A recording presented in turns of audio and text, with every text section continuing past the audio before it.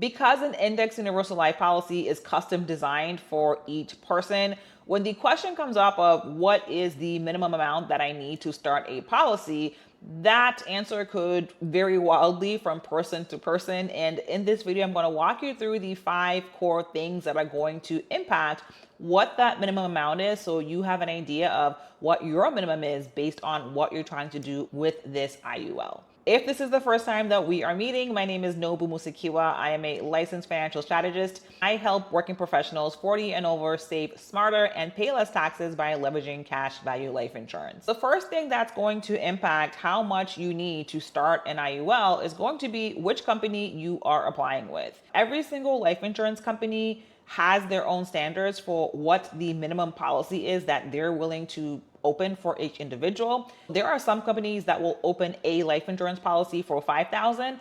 There are some companies that will not take the time to open a life insurance unless you have at least $100,000 policy with them.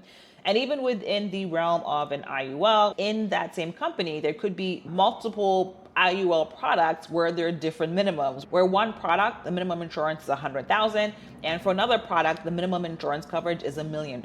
However much insurance you're getting is going to determine how much you have to pay for insurance, right? So just without knowing specific numbers, it's logical that if you're paying for $50,000 worth of insurance, your cost is going to be a lot different versus if you're paying for $1 million worth of insurance. And so if you open a policy with a company where the minimum is $50,000 versus if you open a company where the minimum is $100,000, the minimum that you're going to need to get started is going to be different depending on what company you are applying with. This is why, among many other reasons, it's helpful to work with an insurance agent or an insurance broker like myself who primarily focuses on IULs, because if you tell us how much it is that you actually can put in, because we do this every single day, because we're familiar with multiple companies, we can easily point you to the correct company based on your budget, as opposed to you trying to go crazy figuring it out on your own. Now, in addition to the minimums impacting your cost of insurance, another huge thing that people just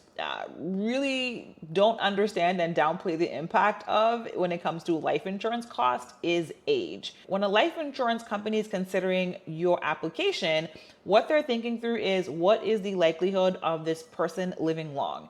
If they're living long, we want to insure them. If there's a high probability that they don't have a long time to live, then we don't want to insure this person.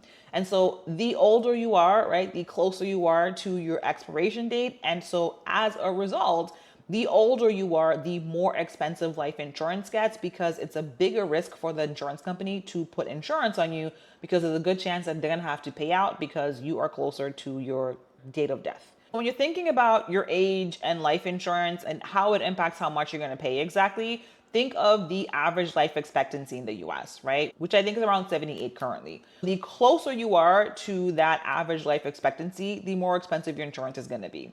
And the further away you are from that, the cheaper it's going to be. So if you're getting insurance for a 2-month-old, a 2-month-old has a long way to get to 78. And so that insurance is going to be cheaper. Looking for a 25-year-old, again, they're pretty far away from 78, so that's going to be cheaper.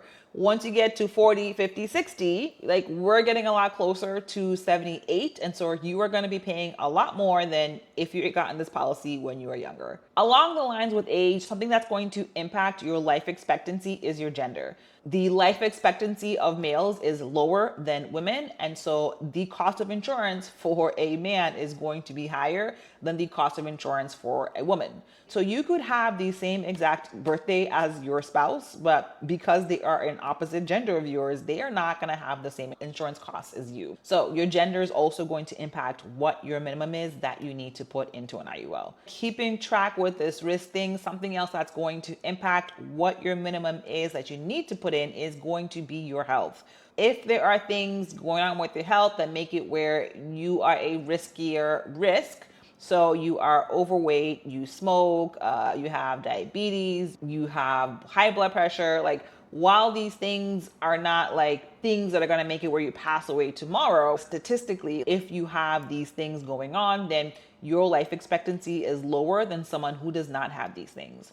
So insurance companies have different ratings where, you know, if you're super healthy, insurance is this amount.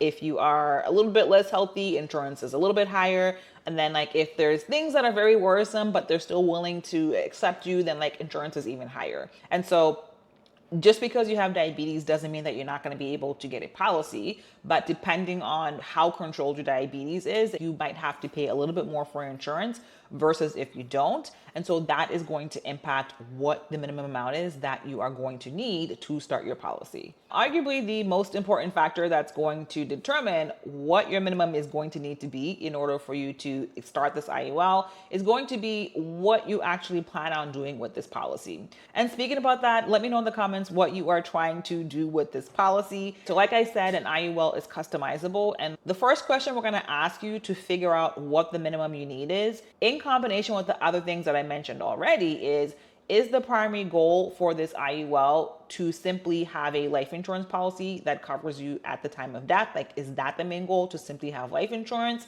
Or is the main goal to use this to be able to take cash out? If the prime goal is life insurance, you're gonna have a different minimum of what you can put in there and have the policy work to have just a regular life insurance policy. If your goal is you want to use this policy essentially as a bank where you can take money out and put money back in and leverage that money to do other things outside, then there is a different minimum that you are going to need to get this policy started. If your answer is that it is cash, the next question is like, when do you need to take this cash out? You want to look at how much you want to be able to take out, and you got to put more than that upfront. So for example, if your goal is to start a policy and take out $100,000 in the first 60 to 90 days of the policy, then you need to put in more than that $100,000 in order to be able to make that happen and take it out essentially immediately. So you're not planning on putting in 100K plus and then taking that out to invest elsewhere. There's all these different factors what determine the minimum amount that you need to open an account. How do you figure out what the minimum amount is for you? The best way for you to do this and not drive yourself crazy is to not worry about the moving pieces of which company has the smaller policy, which company charges what. That doesn't really matter. What actually matters is what you can reasonably put in for a long period of time. Take a step back and ask yourself, what is a comfortable amount that you can put in consistently for a long period of time? Once you have that number, then have a conversation with an IUL specialist who can tell you what that will do for you. Now, while it is good to have a good handle on what your budget is for your IUL and what you want it to do for you, there are a few other things that I share in this video that you want to think through and have crystal clear before you talk to someone when you open an IUL, so you have the best chance of getting one created for you that is going to actually improve your financial position. I will see you there.